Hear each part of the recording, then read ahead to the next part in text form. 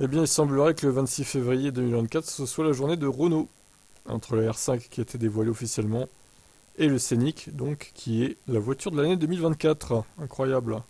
Donc le prix prestigieux qui a été créé en 1964 permet d'élire la meilleure auto du marché selon plusieurs critères très précis. Ce concours se déroule sur plusieurs manches afin de départager les concurrents.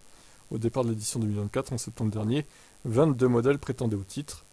Puis au mois de novembre, le jury a conservé 7 finalistes. BMW i5 BYD Seal, Kia EV9, Peugeot i3008, Renault Scénic E-Tech.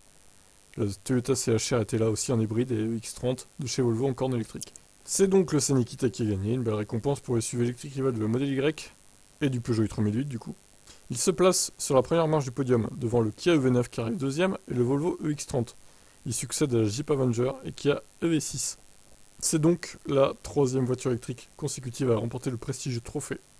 En 2022, la Mégane E-Tech est arrivée deuxième du classement. Avec ce prix, la firme Losange signe sa septième victoire, alors que la dernière remonte à 2006, avec la Clio 3. C'est en 1966 que le constructeur gagne pour la première fois avec la Renault 16. Mais c'est l'unique fois où l'une de ces autos électriques se voit gratifiée de ce trophée. Le jury de ce truc est composé de 58 journalistes issus de la presse spécialisée automobile, venus de 22 pays européens, cependant les plus représentés sont l'Allemagne, la France, et le Royaume-Uni et l'Italie.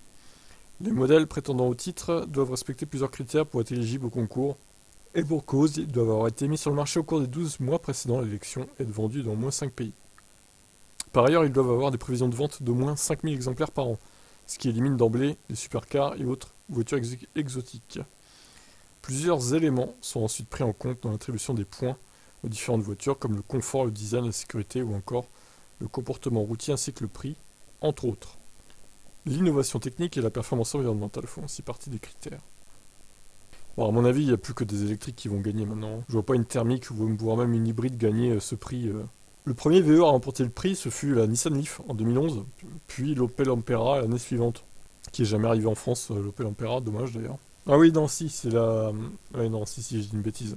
C'est l'Ampera E qui est jamais arrivé en France, du coup. L'Ampera, si, c'était une hybride rechargeable, elle est arrivée en France. Pour mémoire, le Scénic E-Tech se décline en deux versions, avec 170 et 217 chevaux. Il y a deux batteries, 60 et 87 kWh. Bah écoutez, c'est plutôt mérité, parce que il a l'air quand même bien, ce petit Scénic là. Je le trouve mieux qu'un Peugeot 3008 électrique, pour le coup. Donc je dirais que c'est mérité. Alors y aura-t-il l'année prochaine la Renault 5 électrique en lice, peut-être, pour gagner ce concours? Bon, après, c'est symbolique, hein, c'est pas non plus la consécration ultime, mais bon, ça fait toujours plaisir à un constructeur que son véhicule soit élu la meilleure voiture de l'année, quoi. Est-ce que c'est mérité selon vous ou pas?